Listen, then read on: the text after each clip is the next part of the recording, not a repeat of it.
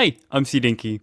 With the newest Palworld update coming just around the corner, let's go ahead and talk about some things I would highly recommend you guys go ahead and collect and farm in preparation for the newest update. And just before we get into today's video, I am now a part of the Palworld content creator community, meaning I get to play this new update 10 days early before anyone else. So make sure you stick around and be prepared, as I'm going to be posting some new Palworld content a few days early before the update fully drops. So starting off, I would highly recommend having your play level at the current highest, which is going to be level 50, because once you are level 50, you're going to have access to everything in the technology tree and the ancient technology tree, so you can go ahead and get the new weapons, the new armors, and also some of the new building materials that are coming into the update. And if you do not know, the player level cap is going to be raised to level 55, so making sure you're going to be as high level as possible so you don't miss out on any of the new content. To level up your character as fast as you can on normal rates, in my opinion, the best way is farming and killing a bunch of the alpha powers that are high level, such as the ones in the desert, the volcano, and the snow biome, and also going ahead and farming up all of the dungeons that are in these biomes as well. You guys can pause the video at any time you would like. The dungeons are located with the alpha power scroll on them, so pause the video so you can go ahead and mark down the locations where the dungeons are located. Alternatively, you can go ahead in the early game, you can either hatch or breed 10 of a certain power to get a massive XP bonus, but this only works once.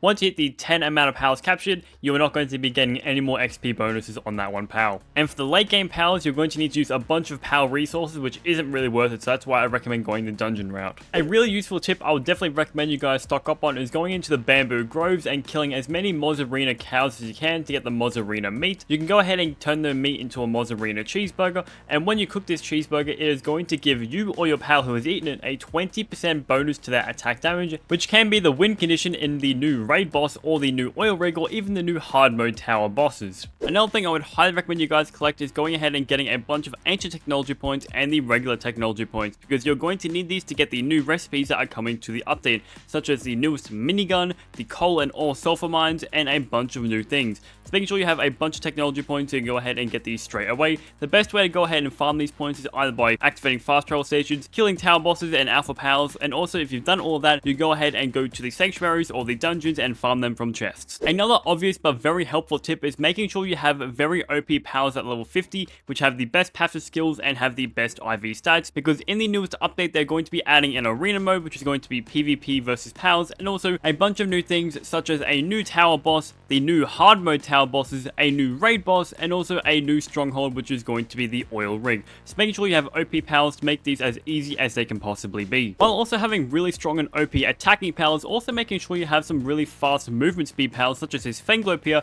which has all of the passive stats to increase her move speed, which makes her super duper fast for just transporting and just traveling around the entire world. As you can see, I'm just sprinting normally here, and she's an absolute beast. While having your powers also overpowered, make sure your character is also overpowered as well by farming a bunch of the legendary schematics. These can be a 2% drop chance from some of the alpha powers found throughout the world, and I would highly recommend going for the power metal armor schematic, the power metal helmet schematic, the assault rifle schematic, and also the pump action shotgun schematic. To make things easier for you, Blazemut here drops the assault rifle schematic, Suzaku drops the pump action shotgun schematic, Necromus and Palladus drop the power metal armor schematic, and Frostallion here drops the power metal helmet schematic. While also farming for the legendary schematics, also go ahead and farm for some of the accessories, especially the +2 pendants, as these increase your HP, your attack, and your defense by a crap ton. I would highly recommend going after the attack pendants and the defense pendants, as the life pendants aren't really that good, as if you do not have high defense, you're going to be very squishy. So going with the attack pendants give you a +15% attack boost per one, and also the defense pendants, if you have 2 equipped at one single time, you're pretty much going to be unstoppable and nothing will ever kill you unless you die to fall damage or lava or something like that. Once again, these +2 pendants can only be found in the high level dungeons such as the snow dungeons and have a very low drop chance, but farming them is extremely worth it, trust me. Another tip, if you have not already done it, is making a coal/ore farm. This is the best spot in the map in the entire game, right next to Lily and Lylene, where you can go ahead and farm coal and ore at the exact same time.